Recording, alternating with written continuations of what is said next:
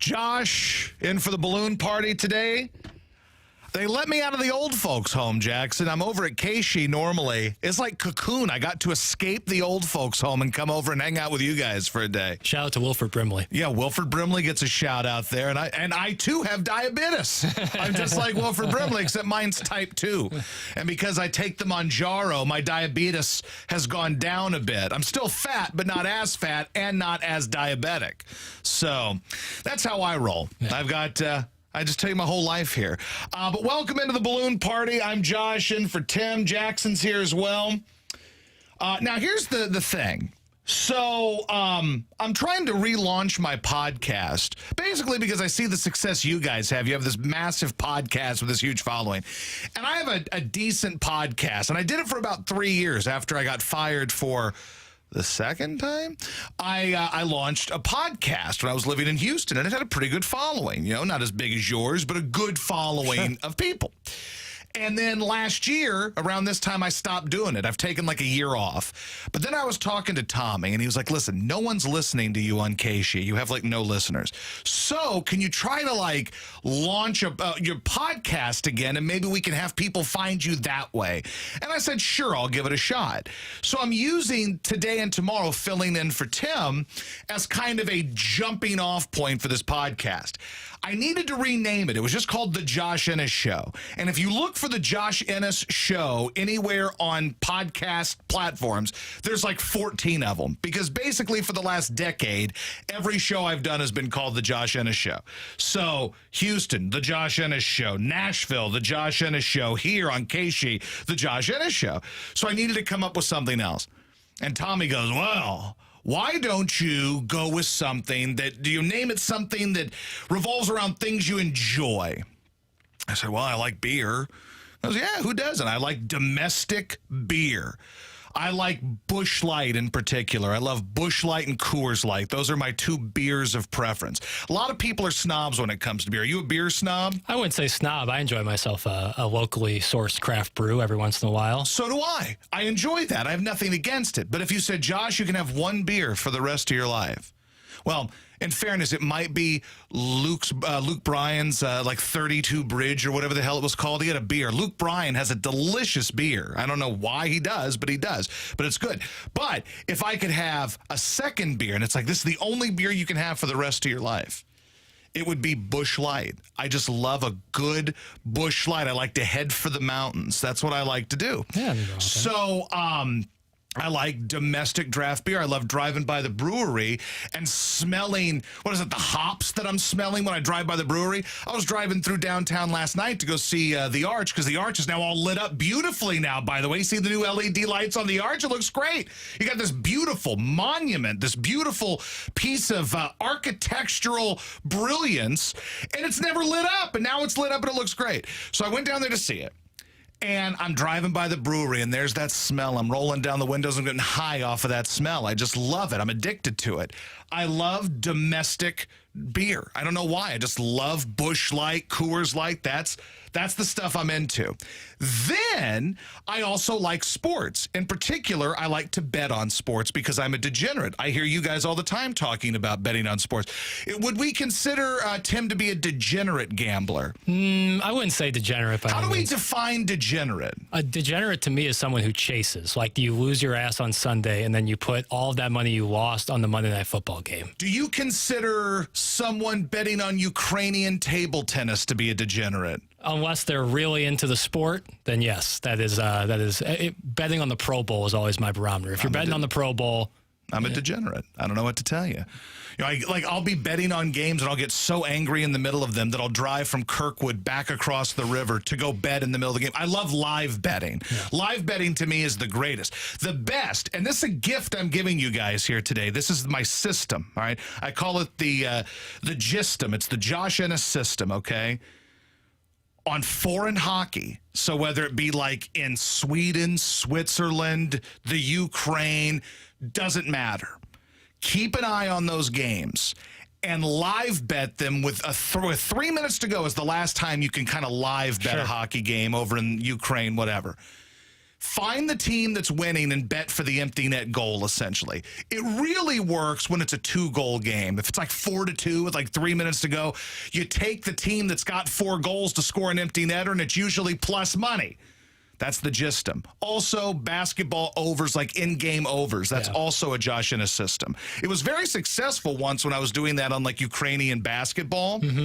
I got up like 20 grand doing that, and then I lost all of it. And then now I'm like, overall, my betting history, I'm like 20 grand in the hole. I'm not a great gambler because I'm not disciplined. You need to be disciplined in gambling. To me, that's what makes me a degenerate, is I'm not disciplined. If I were disciplined, I'd make a living gambling because I know things. I have a gift. I don't know why. People ask me, Josh, how did you come up with the system? How did you just decide one day, hey, I'm going to bet empty net goals and it's going to win and it's going to be amazing? I said, I don't know. I just did it one day and I realized there was value. The problem I run into, Jackson, is I don't know when to stop doing it, and then I'll get up, and then I lose, and then I do what you said. I chase. I'm just not a disciplined gambler. I'm just not good at it. That's why I'm like 20 grand in the hole, and I'm a degenerate. That's just me. But that's the second thing I like, sports/betting on sports. I also enjoy barbecue. Now, barbecue is delicious. I just started trying to learn to smoke meat a couple of months ago. I bought one of these pellet grills. I'm not going to take the time to learn how to like light wood and charcoal. Do you know how to like light a charcoal grill? I grew up with charcoal grills, so I do. You're better than me. I'm not a man. I'm an inferior man to you. I don't want to deal with it. I just want to put some pellets, some like rabbit food, some hamster food into a little hopper and let it heat up and go. So I've started trying to learn how to smoke meat. Briskets, haven't really successfully done that yet. Made a nice pulled pork one day, a little pork butt, some ribs, all that. That's what I'm into. So what are the things I'm into? I'm into beer, particularly domestic beer. I'm into betting/watching sports. My favorite teams being the St. Louis Cardinals, the New Orleans Saints, and the Louisiana State University Tigers, who I know you guys bang on a lot. I've heard you bang on Brian Kelly just his a accent. lot. Like our coach doesn't dance with recruits. Your coach also didn't beat LSU. I was there. I watched it. But also, I dig meat. I dig smoking meat. And that's kind of the concept of this podcast and name this. That Tommy said, name a podcast after things you enjoy. So I did, and now the podcast has been relaunched. So go to wherever you get podcasts right now. I'm going to use Tim McKernan's audience because it's a large, giant, vast audience of people. And if I'm going to be here for 2 days, I might as well use this audience. If you like what you hear, search for Beer, Bowls, and Barbecue anywhere you get podcasts. Is that good? We good with that? Yeah, I like it. You guys care if I pimp myself a little bit? Please. Now, other things going on in the world. Obviously, Chief got fired last week, and everybody's been worked up over that, right? Oh, yeah. Say, oh, my God, Chief. Now, at the time that the Blues won the Cup, I was living in Houston, and I went to a hockey bar every game and watched it rooting for the Blues. I had my Play Gloria shirt on. I was ready to go. I get into the Blues. I was rooting for the Blues. I understand why Chief is such a beloved person. I get it. I dig it. However, when Chief got fired, everybody's all worked up. How dare you fire Chief? Oh, no. My issue with people getting worked up over that is if you watch the product. Now, now from what I listen to, you like hockey, but hockey's not something that you follow avidly. That would be a generous statement. I think that's a lot of people. The average person, in particular in towns that aren't hockey towns, that's how most people are, right? Right. So when I think about the Blues, when I moved here, I was excited. Hey, I get to go to a bunch of Blues games now. Tommy gives me tickets. That's how they pay me, actually. They pay me in hockey tickets, and I appreciate that. So I've gone to 5 or 6 games. The reason why I didn't care that Chief got fired is because the Blues are unwatchable. And you can blame the players, which I think is fair, because they've built a roster that not only isn't exciting to watch, it's never going to be exciting to watch. There's not a big star on there. Like, there's not a Connor Bedard, because the league rigged it for the Blackhawks to have Connor Bedard. So there was no way the Blues were ever going to get one of those guys.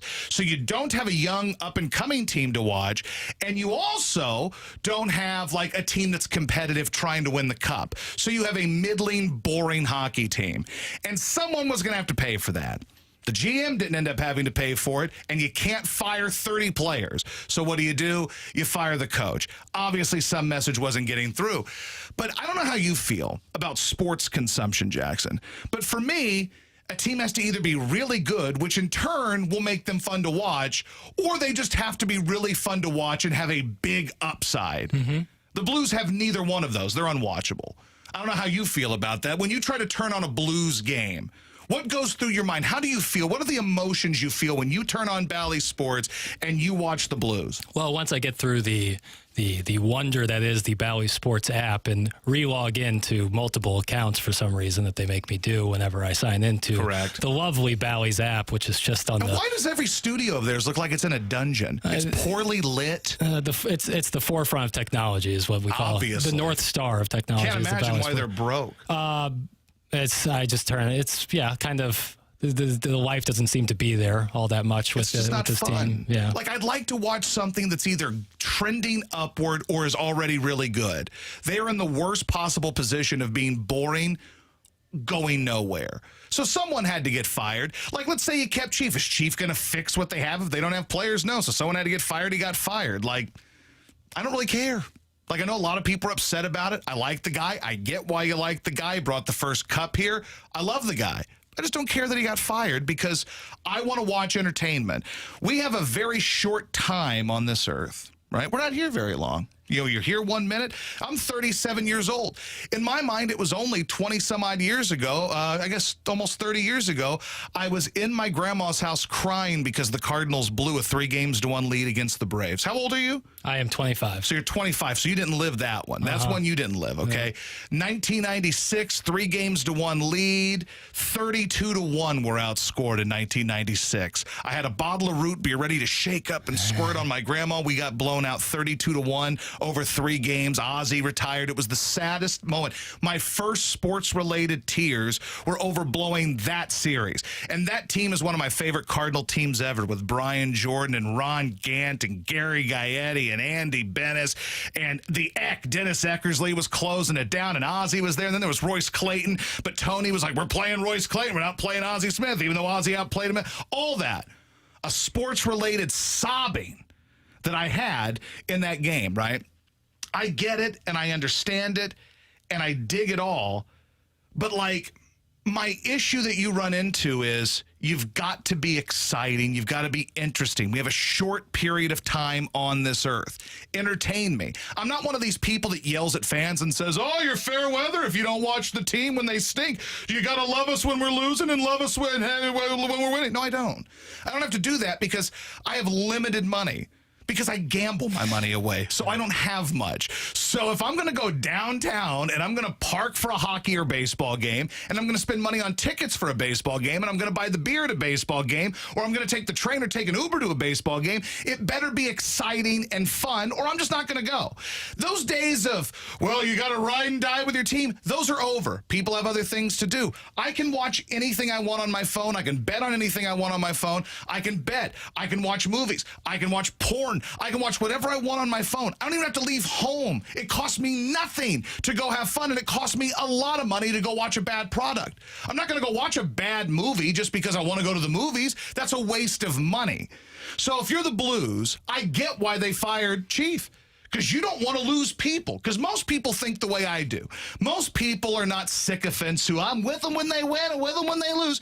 Most people are constantly on Twitter and they're looking at stuff and they know the team stinks. And they're not going to go blow their money and light it on fire if they're not getting a return on investment, right? My investment is I love the Cardinals. When I moved here earlier this year, I was thrilled because we're coming off the playoff year. We stunk in those 2 playoff games, blew the game in the 9th against the Phillies, then never showed up in the next game. But I was excited. I said, for the first time in my life, I live in St. Louis and I get to go watch my baseball team. By about a month into it, I was kind of over that glow, and I said, I'm not going to waste my money going to watch this horrible baseball team play. And I think that's how people should operate. You should speak with your eyeballs and speak with your wallet, speak with your credit and debit card. That's how you should do things. And I think smart people do that. It's the kind of dopes that yell at you and say, you're not a real fan. I went to every game this year, even though it was the worst season ever. Well, then you're a dope and you wasted a lot of time. Bless your heart, you could have been doing something better. All that said, the Blues are boring. And I don't blame you if you don't watch them because, you know, they're not interesting. And I think a lot of people think that way. And we can look at the texts on this and everything else. But I am a person who is looking for entertainment. And I think most people are looking for entertainment. Like, tell me a movie you like. Oh, so many. Well, sure, I know I put you on the spot there. That's unfair, but This year, David Fincher released his movie called The Killer. And It's Okay. outstanding. okay, bad example. Do you like Rocky? I love Rocky. Do you like the Rocky series? 4 is outstanding. Okay, so let's say you only saw Rocky up to Rocky 3, and you didn't like Rocky 3. Yeah. Odds are you wouldn't go see Rocky 4. You're not going to say, I'm going to invest my money in Rocky 4 if the series began to suck. Unless you're just really committed to Rocky. But let's say you watched the first 2, you were fine. The third, you're like, I don't like where this is going. I'm done. I'm not going to waste my money. To me, sports is like movies. Sports is like anything. If it's not interesting, I'm not invested in it. And the Blues don't interest me. And I'm sorry to tell people, and I think anybody with a brain knows this, the Blues as an organization, as a team, are going nowhere. They're not trending upward. They're not trending terribly. They're middling. And there's nothing worse than middling. So firing the coach, if that gets you fired up, cool. But the Blues are going nowhere. And that's what's frustrating to me. And that's why I can't watch them, because it's just a snooze. For every exciting game, there's 7-1. I was at the, what was the final? 8-4 the day after Thanksgiving. They lost like 8-3 to the Predators. And maybe I'm a little salty because I bet on them to win as well, and they didn't win, and they were never in it. I left in the middle of the second period, but anyway. All right, if you want to get in, get in. What's the text line number, Jackson? Do you know that number? Or am I is it up there? There, good. 314-399-9646. See, we don't have things like this over at K-Sheet. Yeah. We don't have a big board that tells me everything I need to know because, well, we don't have a text line. We don't have a YouTube. We don't have podcasts. We just have angry old people bitching that I'm not playing enough REO Speedwagon. So outside of that, I don't know what it's like to be over in this world anymore. Hey, and go follow my podcast. Go subscribe. Beer, Balls, and Barbecue is what it's called. And follow me on socials and everything, and we'll have more Balloon Party coming up on 101 ESPN.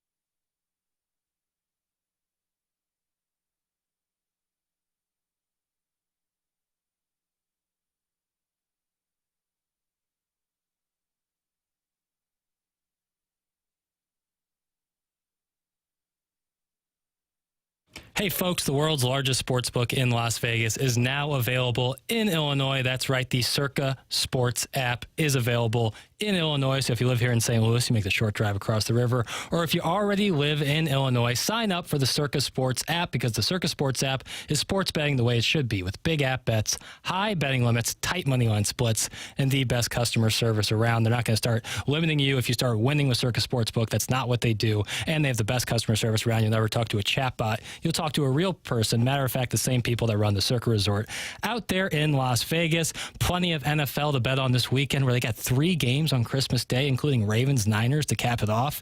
You can bet on the NHL, NBA, college hoops, plenty of bowl games coming up towards the end of the month, all available over on the Circa Sports app. So visit circasports.com for more details and get ready to start betting like a pro. If you or someone you know may have a problem with gambling, call 1-800-GAMBLER or text ILGAMB to 833-234.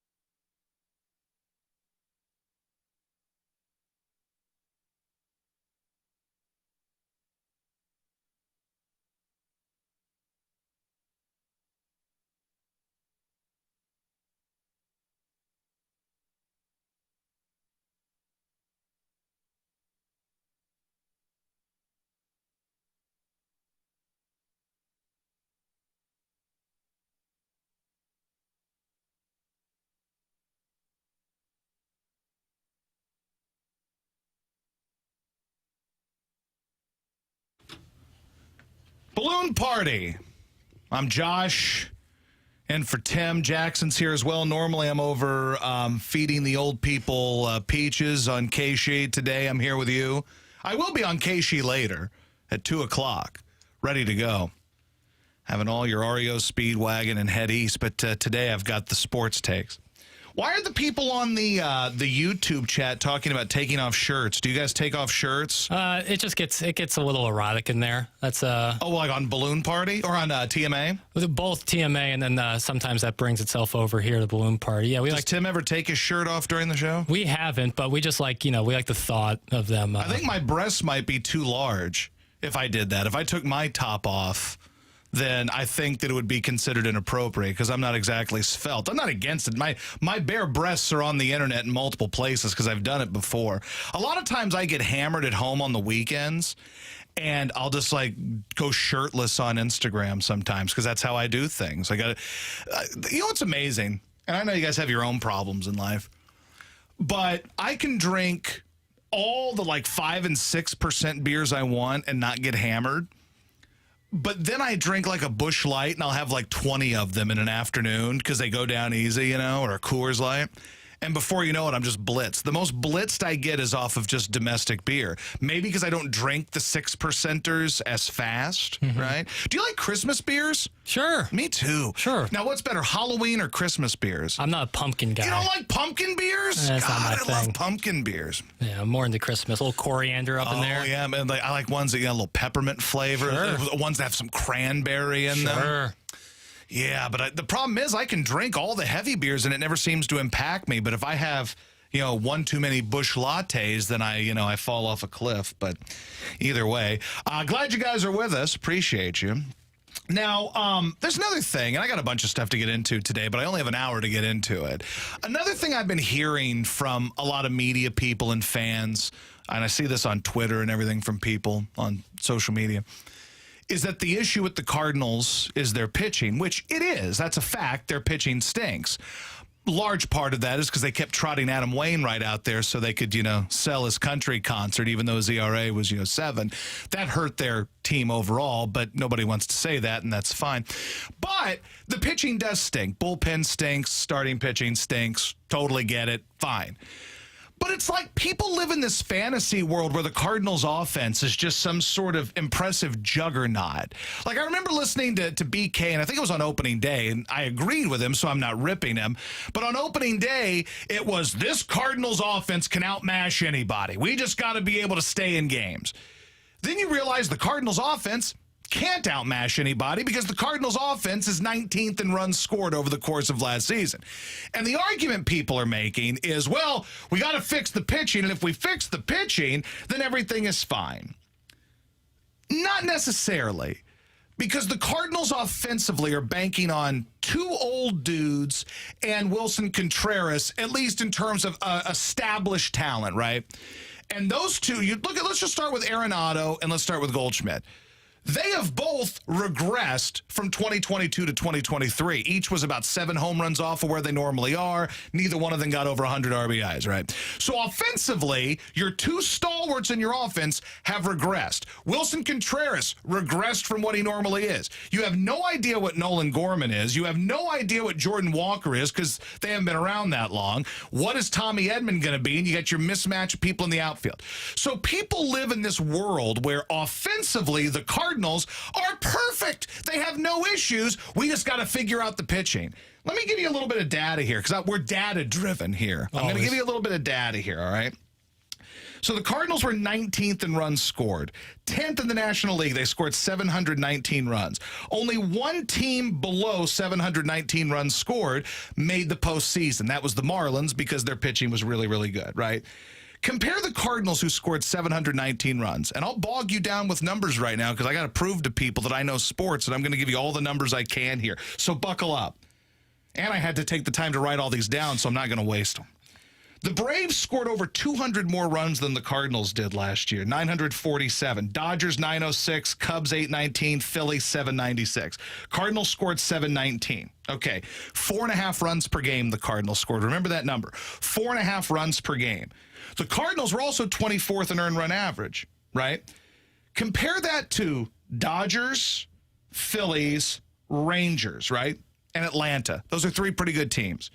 All of those teams were first, second, third, or fourth in runs scored. First Atlanta, second Dodgers, third Rangers, fourth Phillies. They were all also middle of the pack in terms of earned run average. And I know that earned run average isn't the end-all, be-all of everything. There are other statistics. You can look at WHIP and WARs and VIPs and VORPs and all that. But I'm looking at ERA for the sake of this because the Cardinals ERA-wise were 24th in the league. The Dodgers, second in runs scored, 13th in ERA. The Braves, who are a freak show, first in runs, 15th in ERA. Phillies, fourth in runs, 12th ERA. Rangers, third runs. They won the World Series. I don't know if you knew that. The Rangers won the World Series. They were third in runs and 18th in ERA. What does all that matter? What does all that mean?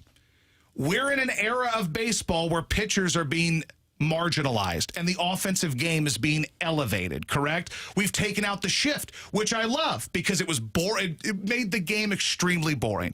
But it's a game that is now offensively driven, and they are building the game to make it more so. Pitchers are bitching because they don't have the advantages they used to. The mound isn't 18 feet high. You can't shift. They want to move the mound back. There's a pitch clock. There's a lot working against the pitchers.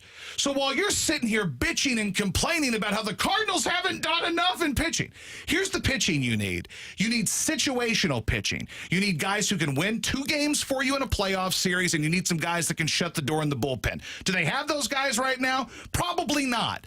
But the main thing you need in baseball is the ability to mash.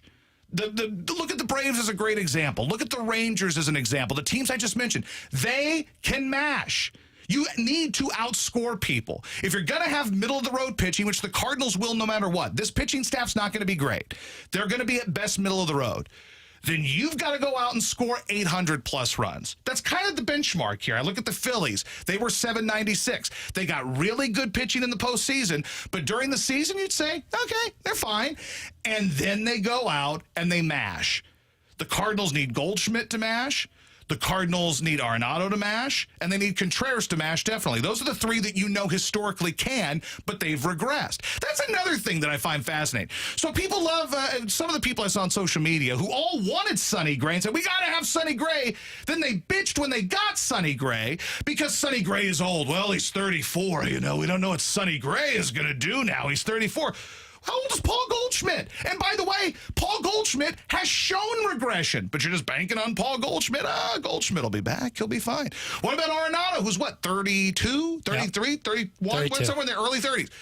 Nolan Arenado regressed last year, yet he's going to be fine. But I'm worried about Sonny Gray, who's coming off the best damn year of his career. I think people are inconsistent with the things they're concerned about. If all these things, and I think this is something that A.J. Przinsky was talking about on a podcast or something, about how the Cardinals' main concern is offensive. And I've been saying that all year last year. You can fix pitching and do the best you can with it. If you're scoring 8 runs a game, 7 runs a game, you're going to be in most games and have a chance to win. How many Braves games last year were the Braves down 4-1 in the 8th inning, and you're like, I guess the Braves are going to lose. Turn off the game. Tomorrow you turn on the TV and they won 5-4 because they can mash. And I think the Cardinals believe that somehow that Goldschmidt and Arenado are Goldschmidt and Arenado of 5 years ago, and last year was an indicator that they are not. So those guys have to be better. And if those guys are better, you're probably not going to be 20 games under 500 this year. All right. Break-wise, where are we at? Let's break now. We would do that? Is that how the clock works? Yeah, that we works. Good there? All right. Josh Ennis in for Tim, Balloon Party, 101 ESPN.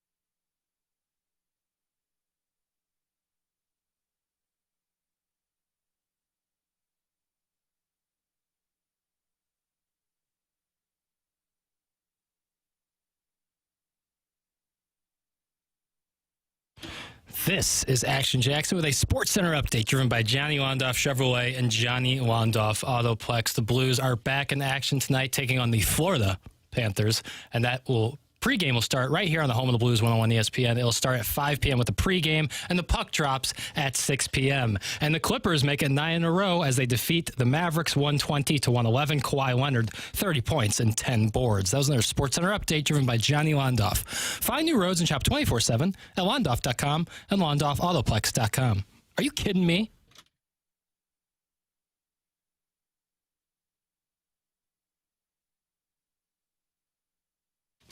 Do they bitch at you for talking about basketball? Is that the bit? Yeah. Yep. Betting on basketball is a good time. Yeah. I used to really be into Mizzou basketball in the early 2000s. My favorite team in the world. Kareem Rush, Clarence Gilbert, that whole team, Arthur Johnson. Sure. I love that team a lot. They went to the Elite Eight and played Oklahoma in 2002, and then they lost in the second round the next year to Marquette, I believe. But I love that team. Josh Kroenke. He was like the designated white dude on the team, and obviously you know why he was there. But he was there. Justin Gage, who went on to be a receiver for the Bears, he was on that team. Wesley Stokes was on that team with the hair. Quinn, who was probably doing a little bit, but it doesn't matter. Doesn't really matter. I mean, that's the message board conjecture. I don't know what's true and what's not. The dude always looks strung out.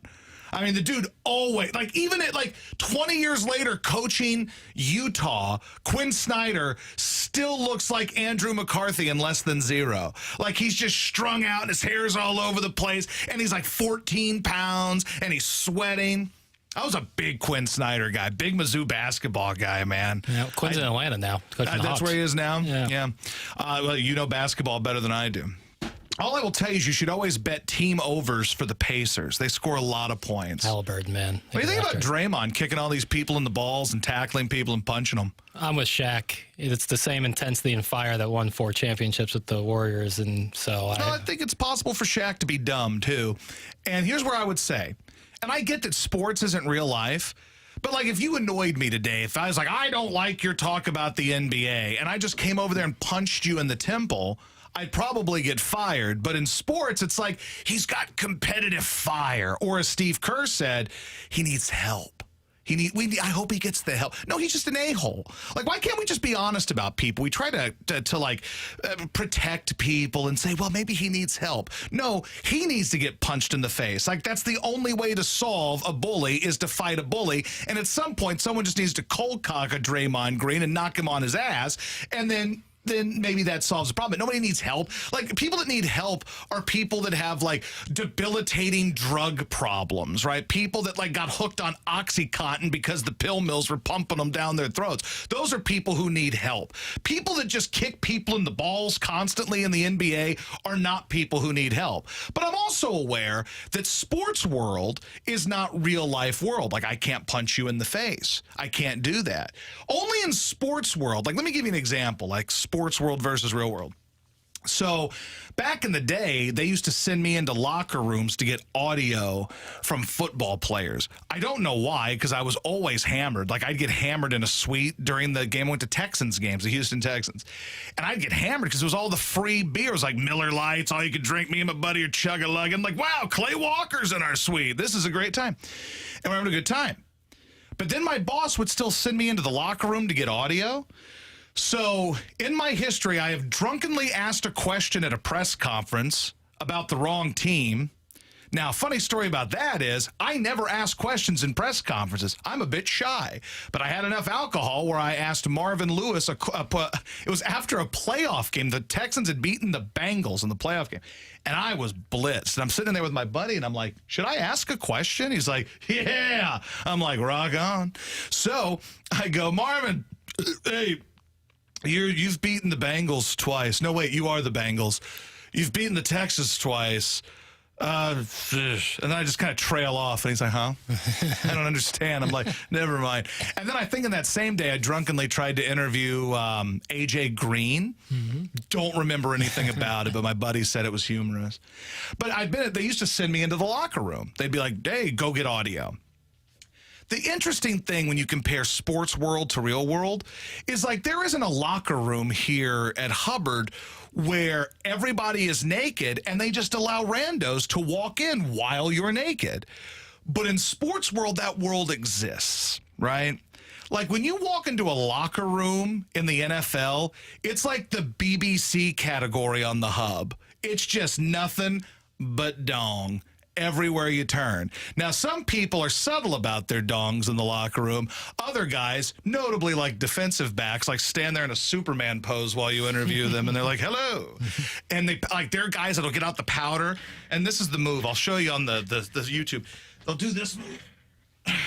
And they'll powder while you're talking to them. I don't know if that's still the case, but dude, I have seen an impressive amount of dong in my day in locker rooms, and these dudes just don't care. Now, I'll give you some dong examples. Some guys are a little bit more discreet about the dong, like Ben Roethlisberger. So Ben Roethlisberger, when he came out of the shower, Ben Roethlisberger had a towel on, and he put his underwear on under the towel and did this hop move there, and then the towel falls. On the other hand, there are guys like Bernard Pollard, who's a friend of mine, so this makes it awkward. But he used to play for the Chiefs, Texans, and Ravens, Titans, I think. He would just stand there like, all right, what are we doing? You're interviewing the guy. You're like, wow, this is something. But I will tell you this. The most impressive sports dong I've ever seen is that in person. Not on just the internet or, like, oh, photos got leaked. Look at that dong. One that I saw with my own eyes. Reggie Bush. Beautiful dong. Now, I like where I saw this, I was at a Saints playoff game. I guess it was in 06 or 07. I think they played the Eagles. And he was dating Kim Kardashian at the time. So he's all over, the TMZs and stuff. Kim Kardashian, she's out like in the hall. I'm like, holy cow, Kim Kardashian's here. I'm like 21 years old. I'm like, wow, how did I get here? Wow, Brent Musburger just walked by. Wow, I've made it. And then there's Kim Kardashian. And I walk into the locker room and there's this Reggie Bush just standing there. And I'm like, that's got to hurt. Like I give Kim credit because she can take it. Like some people probably couldn't. She had experience. Like, have you seen Ray J's penis? Well, I've seen the film. So then you've seen Ray J's penis. It is, it's something. It is something. So once you've gone there, I don't know that anything else. What I would compare it to is like when a gentleman that plays baseball has a donut on his bat and he's in the on-deck circle and he's swinging like this, Once he pops it on the ground and that donut comes off, bat's not heavy anymore. Well, once you've had Ray J, donut bat comes off. And I think that's what happened. But I have never seen Ray J's dong in person. I've never seen that. I've never met Ray J and said, hey, sexy, can I? And then like, hey, can I see your dong? Never done that. But I have seen Reggie Bush's dong. And look, I am not gay, and if I were, it wouldn't matter. I don't care if you're gay, straight, whatever. None of it matters to me. But I'm a heterosexual man. Just because I'm not having a lot of sex lately doesn't mean I don't have sex with women or I haven't. I certainly have.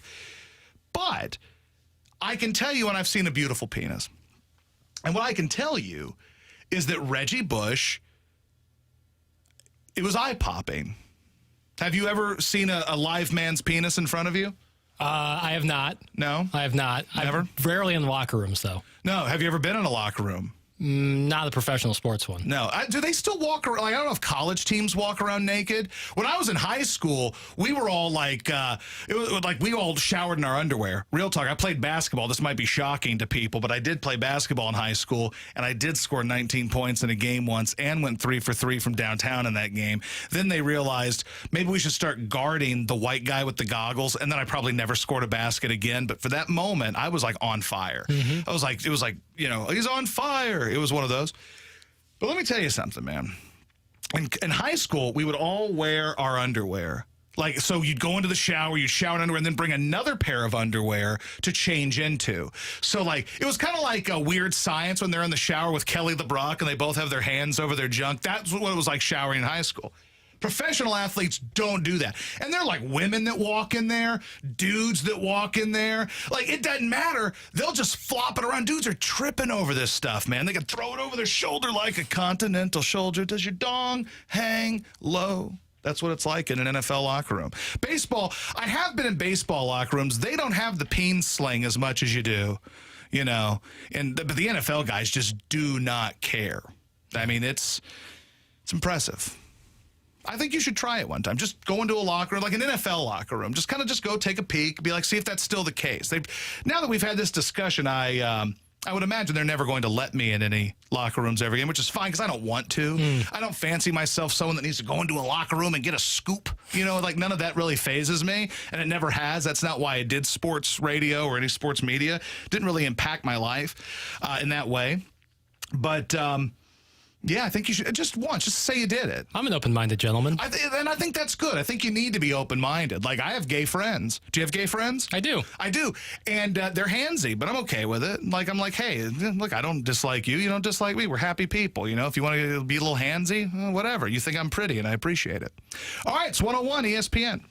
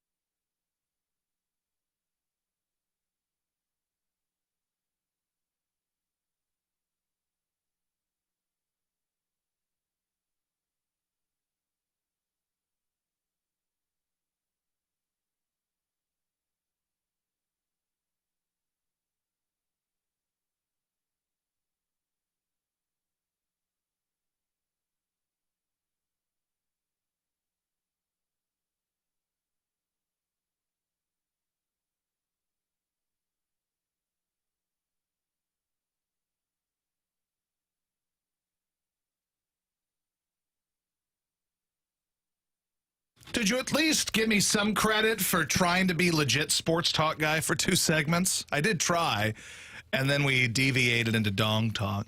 I tried. Just not really in my DNA. Don't know what to tell you.